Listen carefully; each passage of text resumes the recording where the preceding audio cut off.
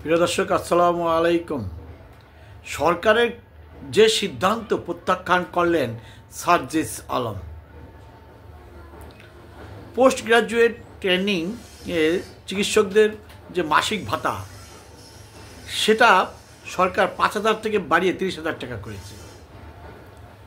কিন্তু এই সিদ্ধান্ত প্রত্যাখ্যান করেছে পোস্ট গ্রাজুয়েট প্রাইভেট ট্রেনিং চিকিৎসকরা।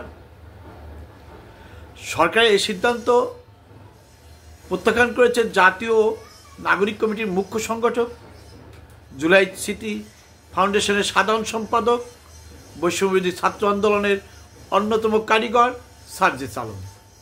কারণ তিনি ইতিমধ্যে একতা প্রকাশ করেছিলেন এই পোস্ট গ্রাজুয়েট প্রাইভেট ট্রেনিং চিকিৎসকদের সাথে, এবং তাদের সাথে তাদের ভাতা বাড়ানোর জন্য তিনি আন্দোলনে শরিক হয়েছিলেন, বক্তব্য রেখেছিলেন।